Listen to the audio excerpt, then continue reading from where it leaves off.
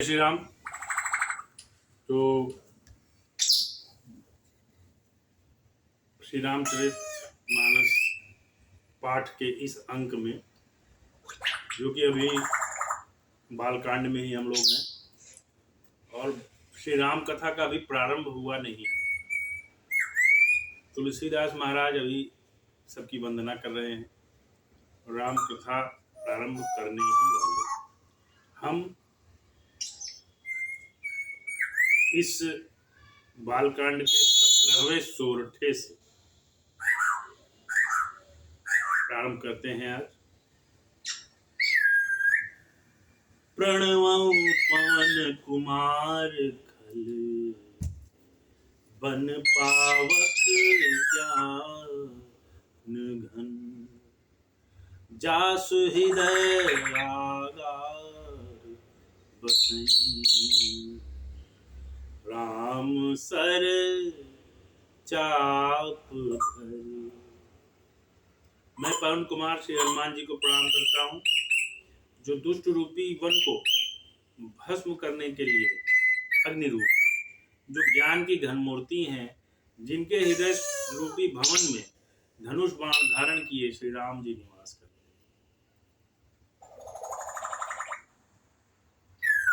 तपिपति रीछ निशाचर राजा, अंगदादि जे किस समाजा,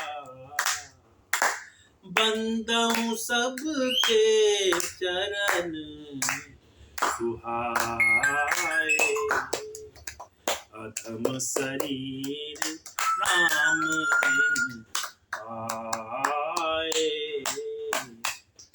वानरों के राजा सुग्रीव जी और रीछों के राजा जामवान जी, ठीक है, राक्षसों के राजा विभीषण जी और अंगद जी आदि जितना वानरों का समाज है, सबके सुंदर चरणों की मैं वंदना करता हूँ। रीछ मतलब भालू। तो जो जामवंत जी थे, जामवंत जी भी भगवान राम की सेना के अंग थे ना, वो थे रीछ, मतलब भालू थे। बानर और भालुओं की सेना कहा जाता है ना, तो रीछ वो भगवान जामवंत जी तो बहुत ही बलशाली थे, ठीक है।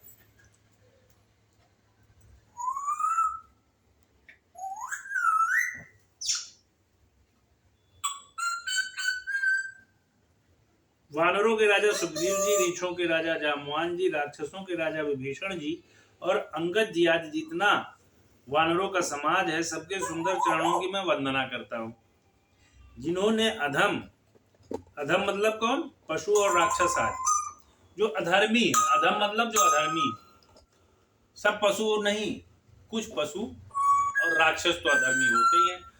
अधर्मी का जो है संकेतांक ही है राक्षस, उपमा दी गई। जिन्होंने अधम शरीर में भी श्री रामचंद्र जी को प्राप्त कर लिया। तो कहने का क्या मतलब है कि अधम के शरीर में जामवन जी हुए, अंगद जी हुए, सुग्रीव जी हुए, ये पशु। विभीषण राक्षस हैं, किंतु इसके बाद भी वो राम जी के शरण में आए हैं, ठीक है। तो कहते हैं अधम होने के बावजूद भी इन्होंने श्री रामचंद्र जी की संगत पाली, उनका आशीर्वाद पा लिया। रघुपति चरण उपासक चेते, खग मृग सुर नर असुर समेते, बंदऊ पद सरोज सब घेरे, जे बिन काम राम के चेरे।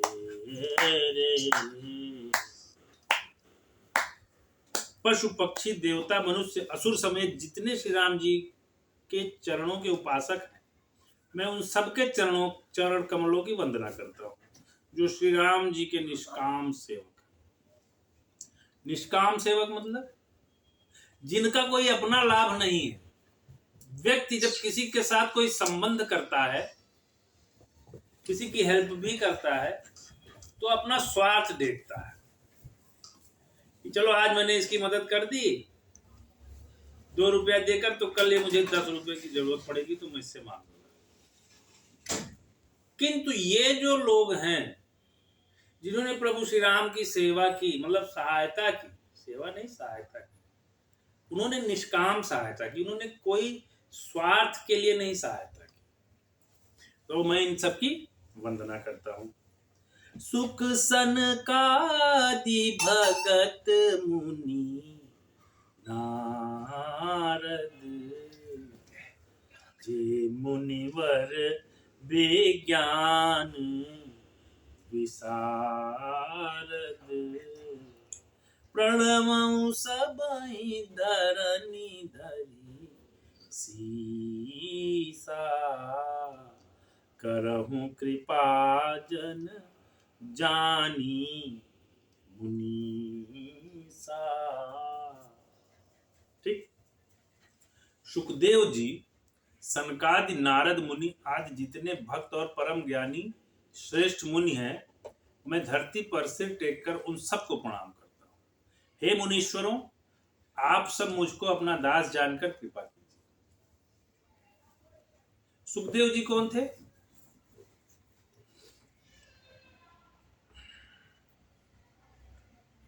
सुखदेव जी भी ऋषि थे।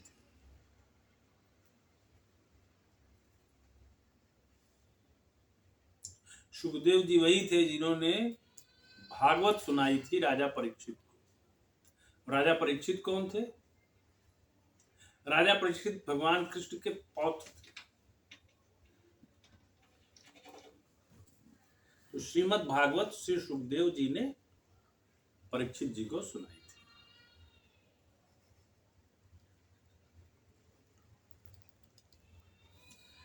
जनक सुता जग जननी जानकी, अतिशय प्रिय करुणा निधान की, ताके जुग पद कमल मना, जासु कृपा निर्मल मति पावन।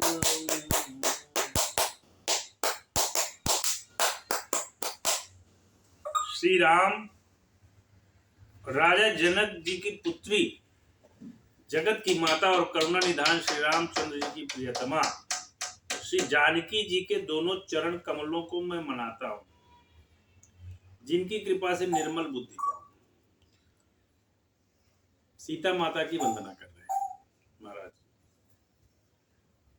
पुनि मन बचन कर्म रघु नायक, चरण कमल बंदौ सब लायक, राजीव नयन धरे धनु सायक, भगति विपत्ति भंजन सुख दायक।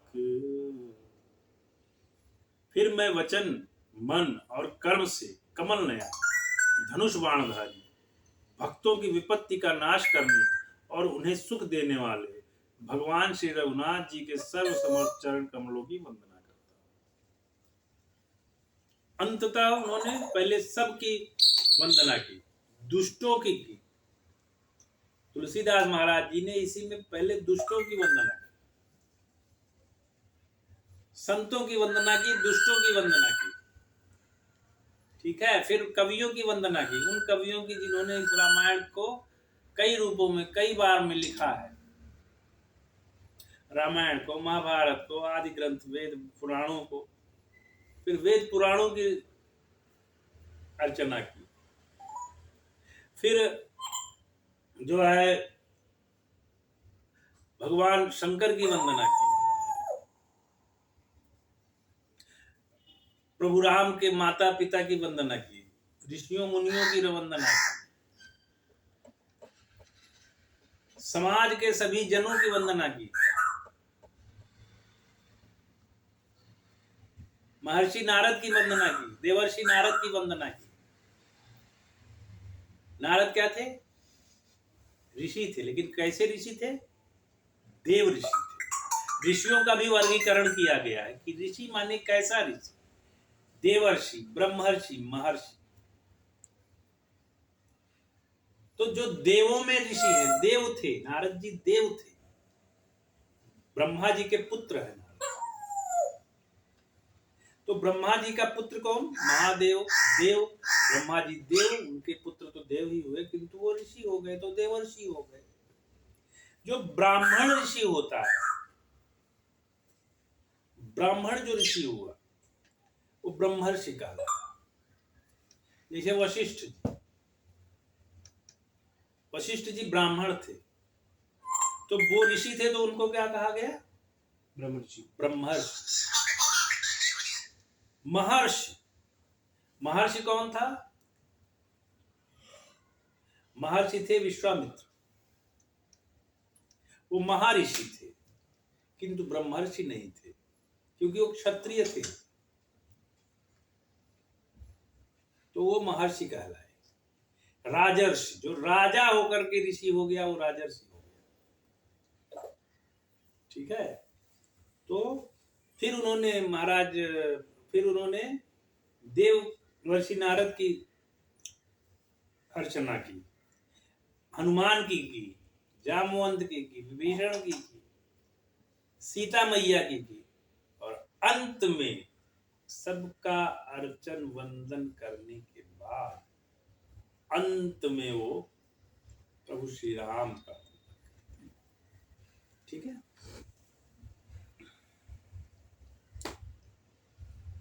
गिरा रथ जल बीच सम, कहियत भिन्न न भिन्न, बंदौ सीताराम पद, जिन्हनि परम प्रिय। जो वाणी और उसके अर्थ तथा जल और जल की लहर के समान कहने में अलग अलग है, परंतु वास्तव में अभिन्न है, एक है, उन श्री सीताराम जी के चरणों की मैं वंदना करता हूं, जिन्हें दीन दुखी बहुत ही प्रिय है। पहले सीता जी की वंदना की, फिर राम की, फिर सीताराम की। सीता पहले अलग, फिर राम अलग, अब वो दोनों एक हो गए, सीता, सिया या श्री राम। श्री राम का भी अर्थ है कि जिसमें सीता जी, श्री राम का मतलब हो गया कि जिसमें श्री, पहले सीता जी आ गई, फिर राम। ठीक है।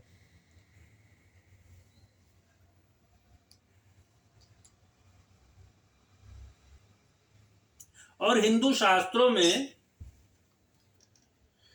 नारी को जो है ना बहुत उच्च स्थान प्राप्त है। इसीलिए कहीं भी जब नाम लिया जाता है किसी का भी, जब दोनों को एक किया जाता है, युगल, युगल माने कपल, जब युगल को एक करके उनका नाम लिया जाता है, तो पहले जो है स्त्री का नाम आता है, फिर पुरुष का आता है।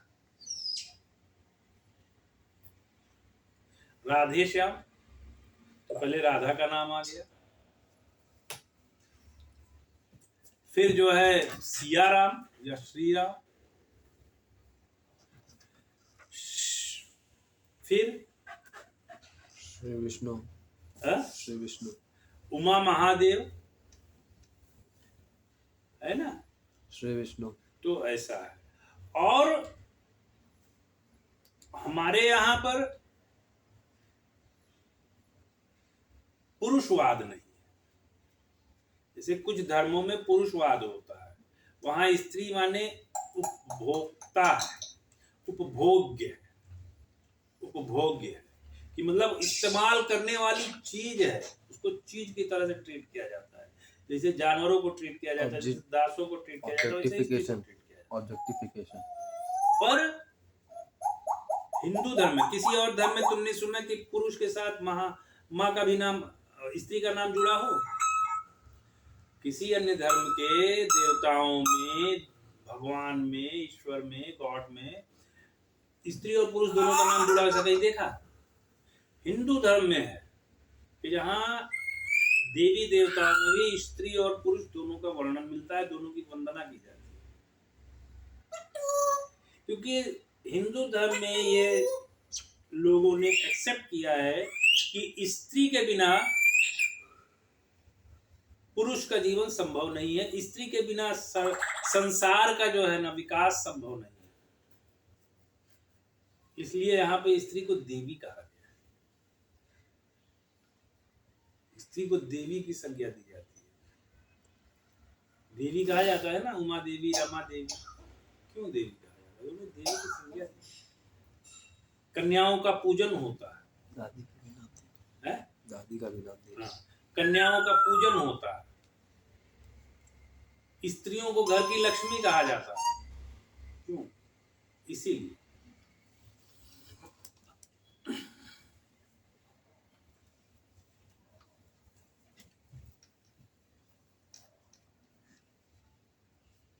बंदौ नाम राम रघुवर को, हेतु कृषानु भानु कर को,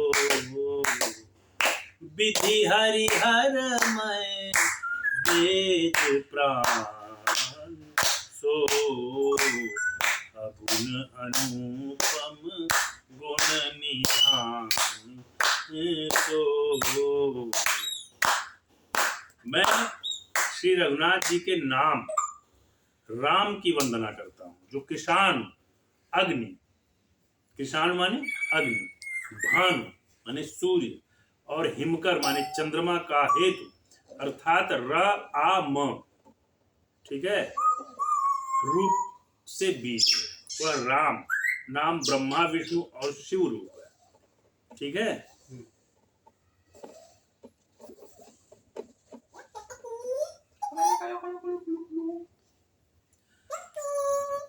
वह वेदों का प्राण है, निर्गुण उपमा रहित और गुणों का भंडार। महामंत्र जोई जपत महेशु, काशी मुकुति हेतु महिमा जातु जान गंजाओ, प्रथम पूजियत नाम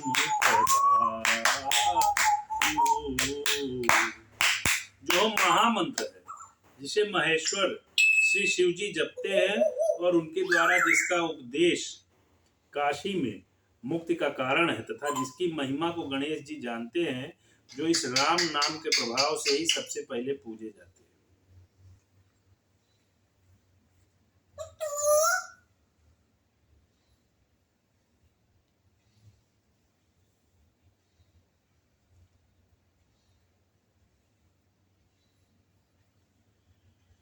स्वयं भगवान महादेव भी प्रभु राम की वंदना कर रहे हैं, ऐसा इसमें वर्णित महाराज जी कह रहे हैं। राम नाम एक महामंत्र है, ठीक है। इसे महेश्वर श्री शिव जी भी जपते हैं, उनके द्वारा जिसका उपदेश काशी में मुक्ति का कारण है, तथा जिसकी महिमा को गणेश जी जानते हैं, जो इस राम नाम के प्रभाव से ही सबसे पहले पूजे जाते हैं। जान आदि कबि नाम प्रताप, भयउ शुद्ध करी उलटा जा, सहस नाम सम सुनि शिव बार, जपि जई पिय संग भवानी। आदि कवि श्री वाल्मीकि जी राम नाम के प्रताप को जानते हैं, जो उल्टा नाम मरा मरा जपकर पवित्र हो गए। वाल्मीकि जी का की कथा जानते हो तुम लोग? वाल्मीकि जी दलित जाति से आते थे, है ना, और वो जंगलों में डकैती करते थे,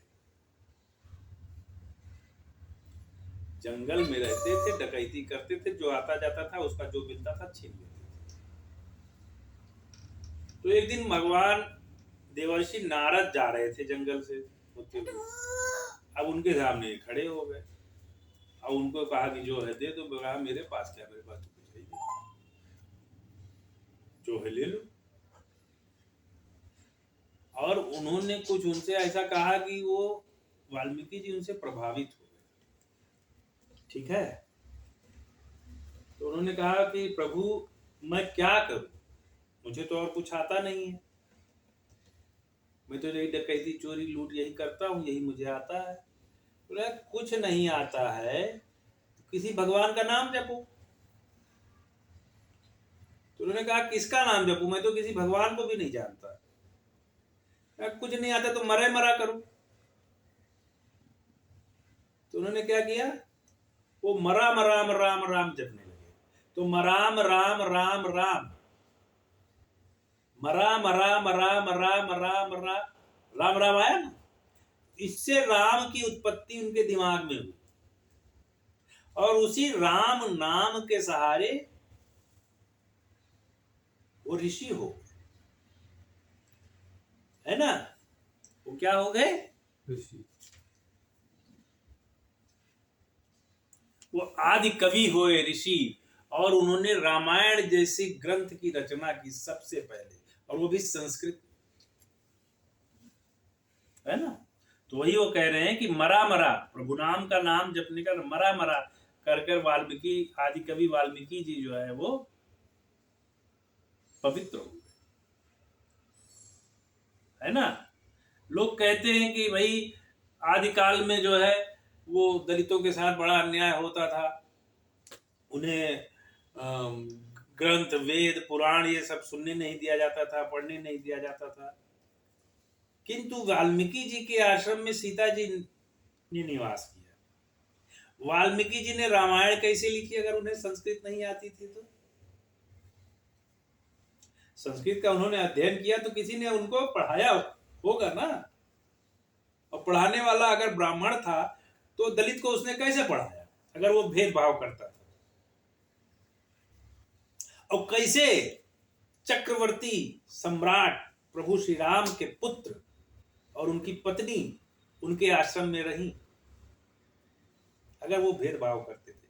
उस काल में अगर भेदभाव होता था, है ना।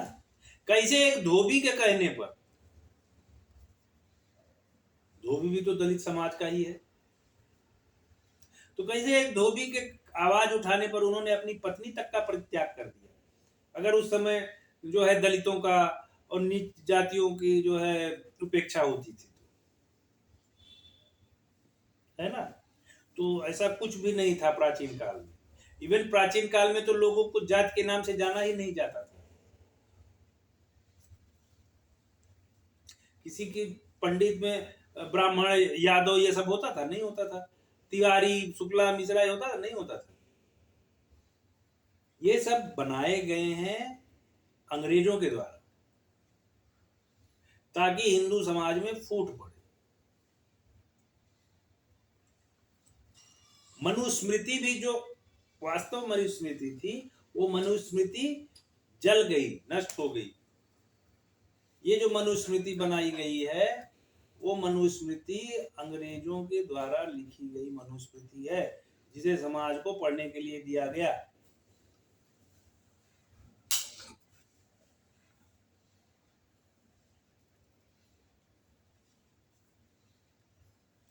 हर्ष है तू हेरी हरहिं हर्षे हेतु हेरि हरहिं को किय भूषण तिय भूषण को नाम प्रभाव जान शिवनी को कालकूट फलु दीन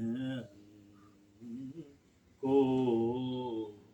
नाम के प्रति पार्वती जी के हृदय की ऐसी प्रीति देखकर श्री शिव जी हर्षित हो गए और उन्होंने स्त्रियों में भूषण रूप पतिव्रताओं में शिरोमणि पार्वती जी को अपना भूषण बना लिया, अर्थात उन्हें अपने अंग में धारण करके अर्धांगिनी बना लिया। नाम के प्रभाव को श्री शिव जी भली भांति जानते हैं, जिस प्रभाव के कारण कालकूट जहर ने उनको अमृत का फल दिया। ठीक है, तो आज की कथा यहीं पर हम विराम देते हैं। बाकी की कथा का कल क्रम जारी रहेगा। जय श्री राम। ला यार